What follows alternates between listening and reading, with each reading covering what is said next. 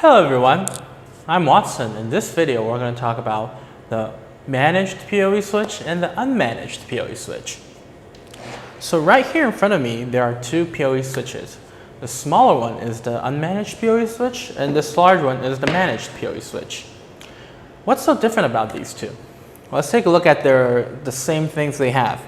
They both have a built-in power supply which connects to a 220 volts power cable. It goes right directly to the electric outlet.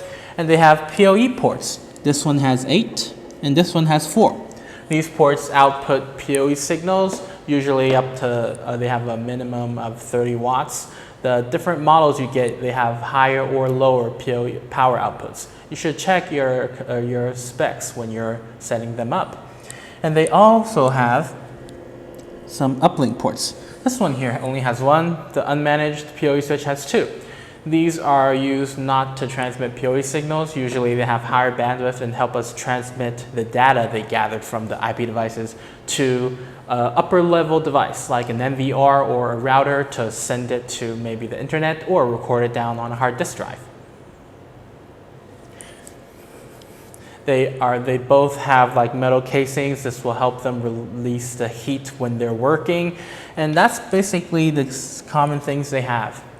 And let's take a look at the unmanaged PoE switch first. The unmanaged PoE switch, really small, and there's not a lot of things you can tell from that. It has indicators here blinking, meaning if the connection here on the PoE it has been transmitted successfully.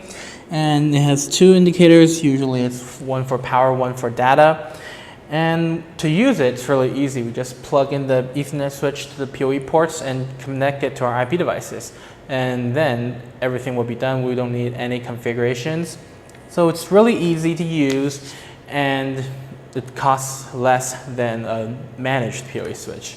And why is that? Let's take a look. So a managed PoE switch is like this. Usually a managed PoE switch has more indicators. You can check the status of your network, of the connections whenever you want easily. And also this one here has an LCD screen. You can check the status of each port and go further for more details.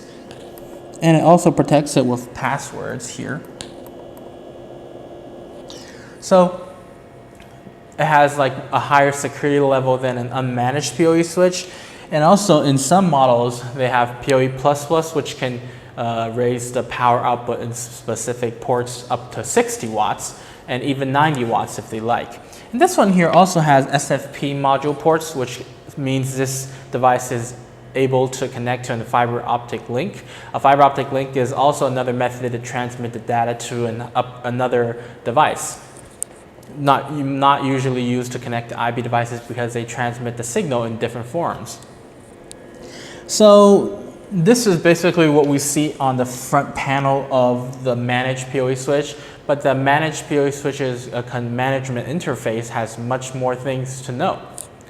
Now, a managed PoE switch also has like a interface to let us do much more managements, like this one right here.